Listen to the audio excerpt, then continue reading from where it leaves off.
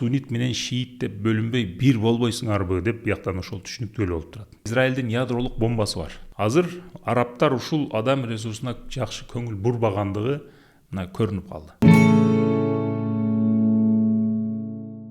Assalamu alaikum достор, Иран жөнүндө да кыска сүйлөшөбүз. Андан кийин ушул акыркы болгон окуяларды үстүрттөн карап, чынында өзү бул жерде эмне болуп атат, кайга карап барышы мүмкүн, жана биз өзүбүзгө кандай сабактарды чыгарсак болот. Ошонун тегерегинде сүйлөшөбүз. Израиль жөнүндө көбүрөөк сүйлөшөбүз. Азыр Трамп жалгыз калып калды. Трампты Американын эли дагы колдобойт, Европа дагы колдобойт, дүйнө дагы колдобойт. Дүйнөдө көпчүлүк Иран тарап болуп атат. Трамп аргасы кетип калды. Түшүнбөй эле шашып согушка кирип алганы ачык эле көрүнүп калды. Азыр эми солдат аскерлерди жөнөтөт деп атат.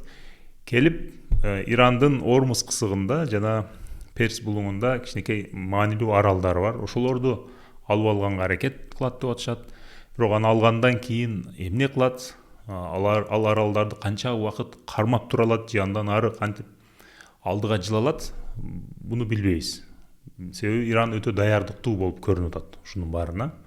Эгер күтүлбөгөн бир башкача бир жолдор менен кол салбаса, Иранга азыр алы жете тургандай болуп көрүнбөй атат. Бир гана вариант бар, бул ядролук бомба. Бирок ядролук бомба ыргытуу өтө кыйын болот. Эгер андай кыла турган болсо, аны эми өзүнчө бир видеодо өзүнчө талкуулашыбыз керек болот. Азыркы абал ушундай достор, кыскача айтканда. Трамп кече мен ал жакта режимди алмаштырам, бийликти алмаштырам деген максат койгон эмес элем. Ормуз кысыгындагы мен ачканга мажбур эмесмин. Эгер Ормуз кысыгы керек болсо, ошо француздар, англичандар өздөрү ачып алсын. Бизге ал жерден өткөн нефт керек эмес. Ошол нефт европалыктарга керек деп сүйлөдү. Бул эми аларга бир аз таарынычын ушинтип көрсөтүп атат, себеби Европа буларды колдобой койду. Акыркы абал ушундай достор. Эми Израиль жөнүндө. Израиль өтө кичинекей эле мамлекет. Аянты Кыргызстанга караганда 9 эсе кичине. Дүйнө жүзүндө 15,7 миллион еврей жашайт. Алардын 8 миллионго жакыны Израилде жашайт. Булар кичинекей бир мамлекет болгону менен булардын амбициялары ушунчалык чоң. Мисалы, Израилдин ядролук бомбасы бар. 48-жылы Израиль мамлекети түзүлгөндө булар ошол учурдагы чоң империялардын катарында, мисалы, Советтер Биримдиги бар эле, Америка бар, Англия, Франция деген чоң мамлекеттердин катарында биздин дагы ядролук бомбабыз болуш керек деген план коюшкан. Анан ошого карай жылып башташкан. Америка ал убакта Израилге мындай өзгөчө мамиле кылбайт эле, бомба кылбайсың деп катуу кысым кылган. Американы алдап, тымызын булар француздардын колдоосу менен ядролук бомба жасап алган 60-жылдарда. Бул жөнүндө мен өзүнчө дагы бир видео кылам. Бул өтө кызыктуу тема. Ошентип азыр Израиль деген мамлекет бар, колунда ядролук бомбасы бар, Америкада өтө күчтүү еврей лоббиси бар. Булардын чоң амбициясы эмне болушу мүмкүн? Акыркы убактарда күн сайын көбүрөөк чоң Израиль проекти жөнүндө сөз боло баштады. Израилдин мына экраныңардагыдай чоң картасы жөнүндө сөз боло баштады. Бул картаны мен интернетте көргөнүм, мен биринчи ушул жылы эле көрүп калдым. Журналисттер Израилдик аскерлердин могул жеринде, Газада согушуп аткан Израилдик аскерлердин могул жеринде ушул картаны байкап калып, интернетке чыгарып, көп талкуу болуп баштады. Көрсө, бул мындай бир радикал топтун арасында, еврей топтун арасында көптөн бери талкуу болгон тема экен. Булар өзүнүн китебинде, булар ыйык китебинде ушундай бир сүрө бар экен. Мен силерге Египеттеги Нилден Ирактагы Эфрат дарыясынын ортосундагы жерди бердим деген сөз бар экен. Мына бизге Кудай бул жерди берген. Китепте жазылып турат. Бул жерлер эртеби кечпи биздики болот деп өз ара сүйлөшүп жүргөн экен. Азыр ошону катуураак айтып башташты. Эгер силерге бул жөн эле бир радикал топтун сөзү, бул ишке ашпайт, эл аралык мыйзам деген бар, башка мамлекеттер турат ал жерде, алардын 10 тарабынан бекитилген чегарасы бар десеңер, акыркы окуяларды карап туруп, мен мындай түшүндүм да. Бул эл аралык укук деген нерсе, ООН деген нерсе жана башка эл аралык уюмдар, булар алсыз мамлекеттерге иштейт экен. Күчтүү мамлекеттер өздөрүнө керек болгон учурда аны тепселеп, ал мыйзамдарды укпай эле коет экен. Бирок алсыз мамлекеттерге күчтүү мамлекеттер зордук кылганда ошону көрсөтөт экен, мына мыйзам дейт экен. Болбосо Гренландияны мага бересиң деген кайсы эл аралык укукка туура келет? Туурабы? Жөн эле барып бир мамлекетте сенин бийлигиң мага жакпай атат деп барып зордук кылып ал жерде бийликти алмаштыруу дагы кайсы жерде жазылып турат? Булар болуп атпайбы? Ошого бул ошондой бир ууч адамдын эле сөзү эмес, бул мамлекеттин тымызын бир саясатына дагы, узун мөөнөттөгү саясатына дагы окшоп турат да. Муну булар кантип ишке ашырышы мүмкүн? Жөн эле мындай божомолдоп көрөлү. Бул айтып аткан адамдардын сөзүн айтып атам мен силерге.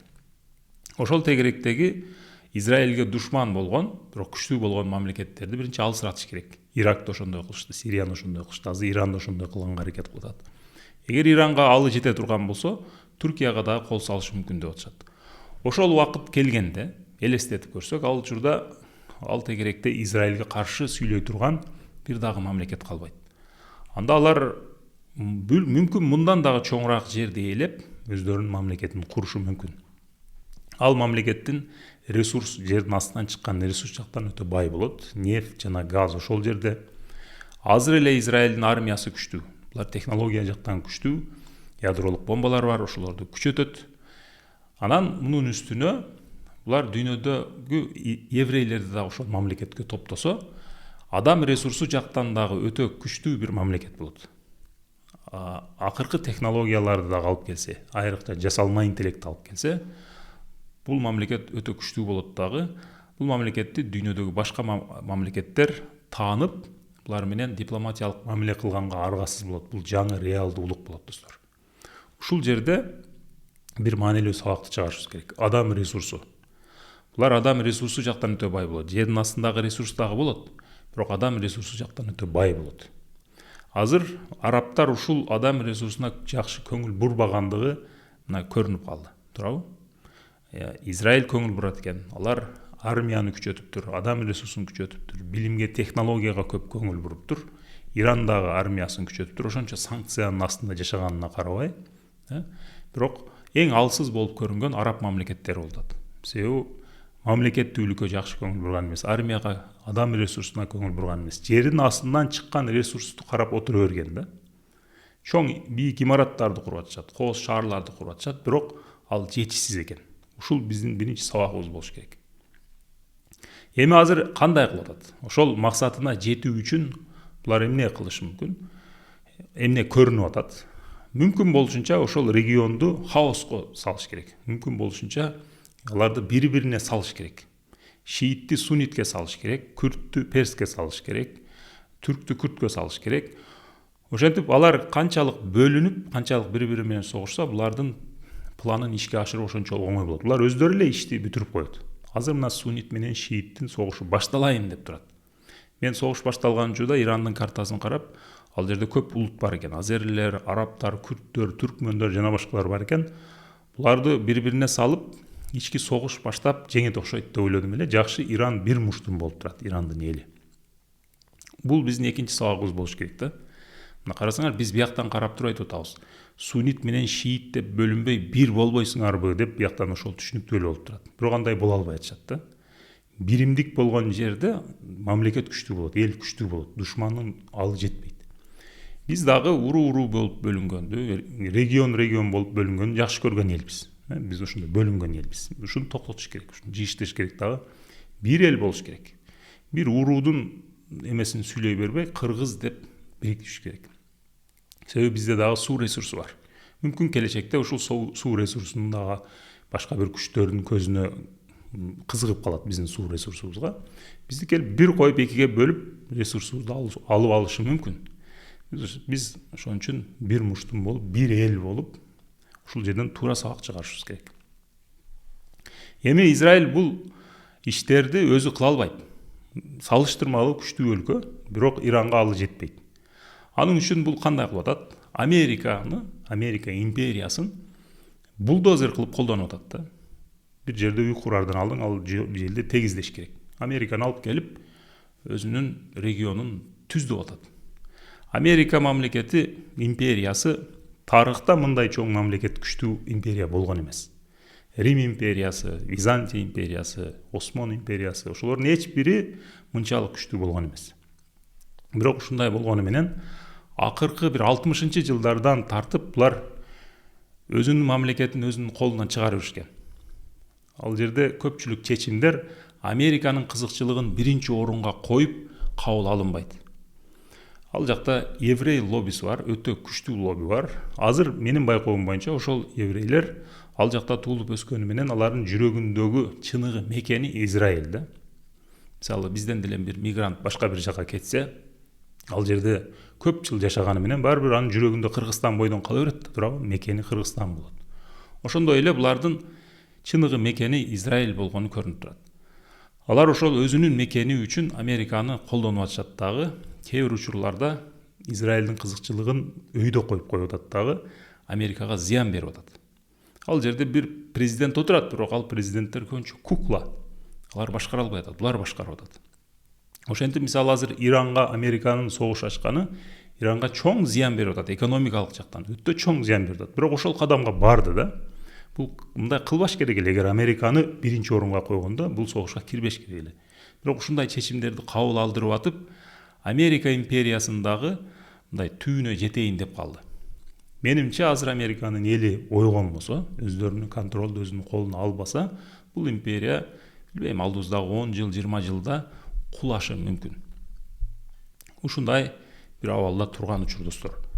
Эми мындай ойлошуңар мүмкүн. Кантип ошондой аз эле еврей, аз эле саны аз эле экен, туурабы? Дүйнө жүзү боюнча 16 миллионго жетпейт, 15,7 миллион. Булар кантип ошондой чоң мамлекетти контроль кылып алды десеңер, муну эми бул жөнүндө өтө көп сөз айтса болот, бирок бир нерсени айтайын. Ол аркамда турган Черный лебедь деген китеп турат. Ушу китептин жазуучусу Насим Талеб диктатура меньшинства деген бир сөздү айткан. Азчылыктын диктатурасы. Мисалы тамак бышырган, тамак чыгарган компаниялар караса элдин көпчүлүгү ар түрдүү тамакты жей берет экен, тандабай элечи. Бирок аз бир бөлүгү адал жейт экен да. Бир гана адал тамак жейт экен. Же кошер, еврейлер мисалы кошер деп коет. Алар анан анда биз бардык эле тамакты адал кылалы, же кошер кылалы, ошондо бул көпчүлүк дагы аны жейт, а булар дагы жейт. Экономикалык жактан дагы жакшы. Ошентип ошол азчылыктын принципте катуу тургандыгы үчүн ошол азчылык өздөрүнүн принцибин көпчүлүккө диктовать этип атат, базарга диктовать этип атат да. Ушул эле логика менен мына Америкада 320дан ашуун миллион эл бар. Бирок алар көпчүлүк болгону менен алар ар бири өзүнчө да. Алар бири-бири менен көйлө бир ынтымак эмес, көйлө бири менен иши жок. Өз-өзүнчө жашоон жашап жүрөт. Бирок кичинекей бир топ бар. Алар өтө принципиалдуу. Алар эч кандай өзүнүн максатына компромисске барбайт да, ошол максатына катуу кетип атышат. Эч кандай уступка кылбайт, өтө биримдиктүү, өтө ынтымак, өтө бири-бири менен байланышып турат, катуу тыгыз да, ушундай. Бир муштум, аз бирок бир муштум. Ошолор аз болгону менен могул көпчүлүк, бирок бири-бири менен иши жок, көпчүлүктү башкара алат экен. Бул бардык жерде ушундай экен. Ошон үчүн мамлекеттер уюшкан топторду жактырбайт. Уюшкан бир азыр мисалы бир мамлекеттин ичинде бир уруу өтө уюшуп кетсе, алар эмне кылат? Алар өздөрүнүн адамдарын белгилүү бир жерлерге түртүп баштайт. Кыска бир убакыттын ичинде мамлекетте бир жерлерди ээлеп алып, алар мамлекеттин ичинде өзүнчө бир мамлекет болуп алат да. Бир уруу болушу мүмкүн, бир жамаат болушу мүмкүн. Ошон үчүн бул мамлекет үчүн жакшы нерсе эмес. Азыр ошол нерсе Америкада болуп аткандай, көптөн бери болуп жүргөндөй сезилип атат достор. Эми дагы бир нерсе, мисалы мына азыр мен 3-чү жолу ушул видеодо чоң Израиль проекти жөнүндө айттым. Чоң Израиль мамлекети жөнүндө айттым. Азырынча бул бир радикал топтордун оозунда айтылган нерсе. Анан азыр акыркы убактарда мына согушта ушул жөнүндө көбүрөөк сөз болуп баштады да. Мен силерге ошол жөнүндө ушундай сөз бар экен деп айттым. Бул канчалык ишке ашат, аны билбейбиз. Бирок ушундай ой бар экен дагы, ошого карап кичинекей тепкичтер менен умтулуп атышат экен деген сөздү айтып атам. Мен укканымды айтып атам да. Мен бирок ушуну айтып атып, өзү ошол Израилге жардам берип коюп атам, чынын айтканда. Кантип? Себеби Овертон терезеси деген бир нерсе бар экен достор. Аны мен мындай түшүндүрөйүн. Мына могул линия. Терезе, могу терезе деп элестеткиле. Терезе биринчи ушул линиянын бул учунда турат. Бул учунда турганда элге бир акылга сыйбас бир нерсе айтылат экен да. Ал нерсени айтсаң адамдар койчу, каяктагы сөздү айтып атасың дейт экен. Ал жөнүндө сөз дагы кылуу кыйын экен да. Мисалы азыр ушул мамлекет жөнүндө барып Иорданияга, Сауд Арабияга барып адамдарга айтсаң, кээ бирөөлөрү сени уруп кетиши мүмкүн. Ур токмок алышы мүмкүн да. Ушундай абалда болот башта бул сөз идея биринчи айтылганда. Бирок ал айтылгандан кийин бул жака карап терезе жылып баштайт экен. Ол жерлерге келип калганда ошол баягы сөз аз бир радикал топ тарабынан сүйлөшүлө берет экен да. Көпчүлүк дагы эле аны көп көңүл бурбайт, аны кабыл албайт. Бирок ошол радикал топ сүйлөшүп жүрүп, бул могул жака карап терезе дагы жылы берет экен. Ортолорго келип калганда коом экиге бөлүнүп калат экен. Жарымы ошол идеяга за болот экен, жарымы каршы болот экен. Ошентип катуу талкуу башталат экен ушул темада. Бирок терезе жылы берет. Талкуу дагы ошо терезенин бул жака жылуусуна жардам берет. Могул жерлерге келгенде көпчүлүк ал идеяны кабыл алып, туура деп эсептеп баштайт, аз гана бөлүк каршы болуп калат. Кийин акырында терезе могул жака келип, эң бул учуна жеткенде ошол идея мыйзамга айланып калат экен. Анан мамлекет андан ары ошол сөзгө, ошол сунушка, идеяга каршы болгон адамдарды камап баштайт экен. Бул 10 жыл, 20 жыл билбейм канча белгилүү убакыттан кийин бул учтан бул учка чейин барып калат экен да. Муну атайын ушинтип ошол Овертон терезесин жылдырган учурлар дагы болот экен, чоң күчтөр. Муну көп сөз кылат, кайра ошол теманы көтөрө берет, талкууга түртө берет. Эл кагылышса деле, эл экиге бөлүнүп эме болсо деле, алар билет терезе жылып атат. Бир убакыттан кийин ал берки учка чейин жетет деп, ушуну баягы ысытып кайра чыгара беришет экен да. Бул азыр менин байкоом боюнча могул учтарда турган же, могул жерлерде турган нерсе, бирок ушул эгер талкуу боло берсе, көп сөз боло берсе, бул дагы бара ошол жака карап жылып калышы мүмкүн. Ага кошумча булар азыр колунан келген күч менен согуш ачып атышат, ошол тегеректи тазалаганга аракет кылып атышат. Узун мөөнөттө ушундай бир максаты бар экендиги жөнүндө сөз болуп атат, достор. Мен ошого булардын амбициясы абдан чоң экен дедим да. Ушундай, достор. Кыскача айтканда, азыркы болуп аткан окуяларды үстүнөн караганда ушулар, бул видеодо мен силерге айтып берейин дегеним ушулар. Эгер мен бир нерсени туура эмес айтып алган болсом, же бир нерсени айтпай калган болсом, силердин кошумча айта турган сөздөрүңөр болсо ылдыйга жазгыла, мен бардык комментарийлерди окуп турам. Анан каналга колдоо кылам десеңер, лайкты басышыңар керек, пикир жазышыңар керек.